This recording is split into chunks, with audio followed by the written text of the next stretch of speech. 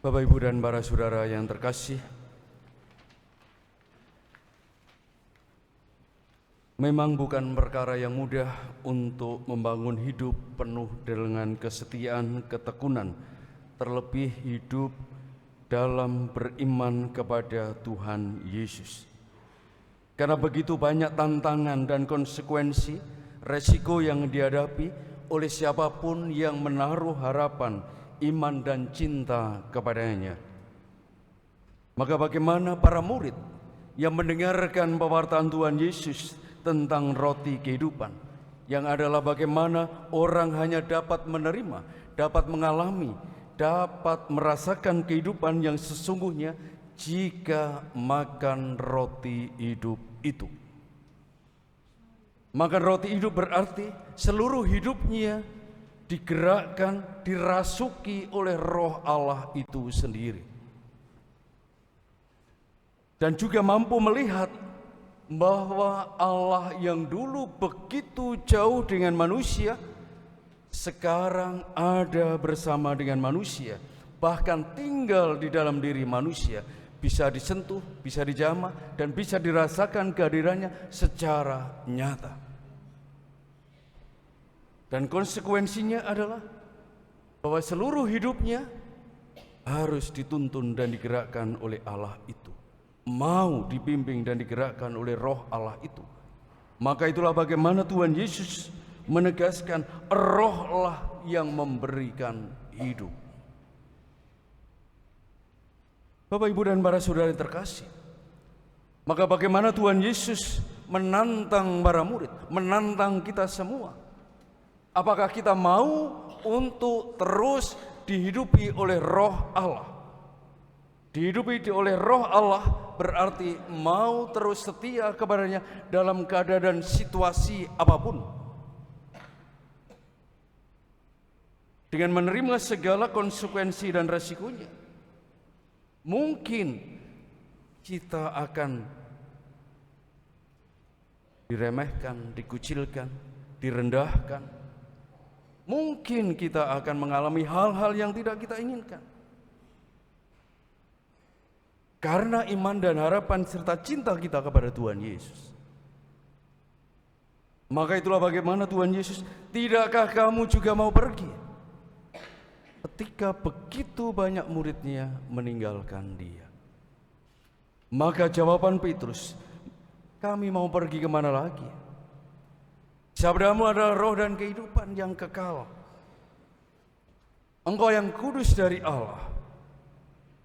Bapak, Ibu, dan para saudara terkasih, ungkapan ini hanya akan diungkapkan, dimunculkan oleh orang yang sungguh-sungguh mau mendengarkan Tuhan Yesus dan mengikuti Dia dengan sepenuh hati. Sepenuh hati artinya tidak ada pamrih, tidak ada apa-apa yang diharapkan, karena yang ada hanya melihat kebaikan Tuhan. Kalau kita mengikuti Tuhan Yesus tapi di diri kita masih ada pamrih, saya akan tekun berdoa, saya akan aktif dalam kegiatan gereja, lingkungan, saya akan melayani, kalau apa yang saya minta akan dikabulkan, selama apa yang saya minta akan diberikan. Ini adalah bukan ungkapan iman. Ini bukan ungkapan cinta, harapan, dan keyakinan kepada Tuhan Allah. Karena yang kita harapkan adalah Tuhan Allah memuaskan keinginan kita. Kita melakukan semuanya itu supaya mendapatkan sesuatu. Maka itulah bagaimana Yosua juga menantang kepada bangsa Israel. Apakah kamu masih ingin berdoa kepada Tuhan Allah atau kepada Tuhan Allah yang lain? Tetapi aku dan keluargaku tetap percaya dan akan berdoa kepada Tuhan Allah. Bapak, Ibu, dan para saudara yang terkasih, orang yang tidak berani menerima konsekuensi, menerima resiko dengan menaruh iman digerakkan oleh Roh Allah ini, maka akan begitu mudahnya meninggalkan Tuhan Yesus.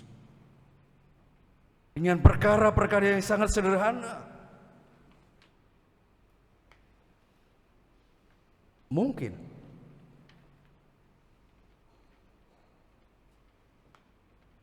karena tidak diperhatikan. Karena apa yang kita lakukan, kita berbuat, tidak dihargai. Seakan-akan perjuangan kita tidak ada harganya. Kita direndahkan, diremehkan. Yang kemudian muncullah rasa sakit hati di dalam hidup kita. Lalu mulailah meninggalkan Tuhan Yesus. Atau juga yang sering kali terjadi adalah menggadaikan Tuhan Yesus dengan hal-hal duniawi. Mungkin bisa karena jodoh, alasannya karena saling mencintai, mengasihi. Rupanya cinta Tuhan Yesus bisa digadaikan dengan yang lain. Mungkin juga karena sebuah jabatan, kekayaan dan segala macamnya. Sungguh hal-hal yang dunia. Bapak, Ibu, dan para saudara yang terkasih, maka bagaimana bangsa Israel kemudian menetapkan hati, hendak kami tetap akan berdoa kepada Tuhan Allah yang telah membawa nenek moyang kami keluar dari perbudakan, membebaskan dari penderitaan. Artinya mereka mampu melihat kebaikan-kebaikan Tuhan. Mereka tahu betul bahwa iman yang diwariskan oleh nenek moyang mereka adalah iman yang benar kepada Allah yang benar, Allah yang menyelamatkan. Dan untuk itu Bapak, Ibu, dan para saudara terkasih, kita semua pun mungkin juga menerima iman yang kita warisi dari orang-orang yang mengasihi kita, orang-orang yang mencintai kita, dan menginginkan kita mengalami keselamatan seperti mereka yang telah mewariskan iman itu kepada kita. Orang-orang yang dekat dalam hidup kita, mungkin orang tua kita, kenalan baik kita.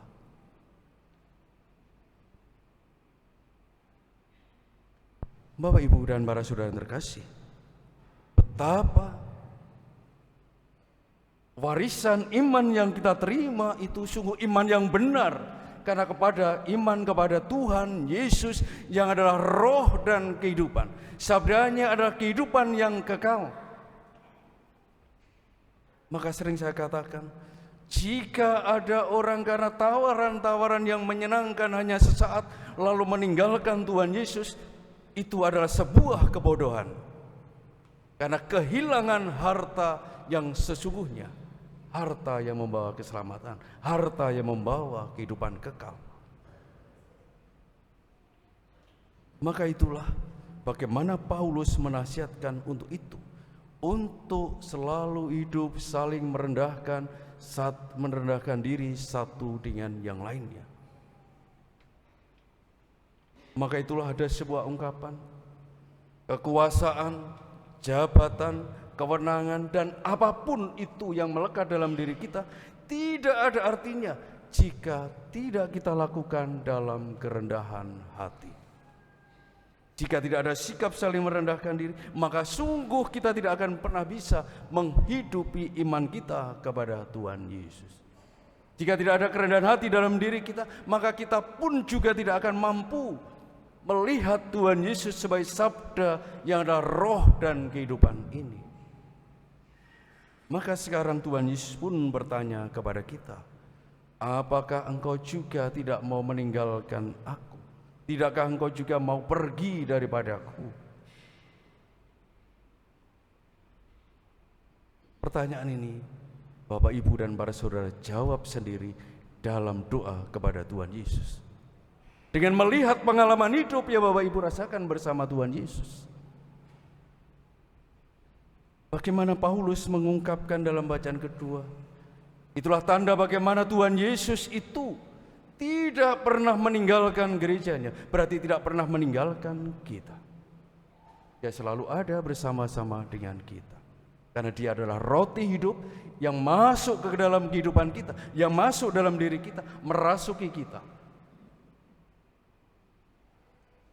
Bapak, Ibu, dan para saudara yang terkasih, sungguh dialah sabda kehidupan.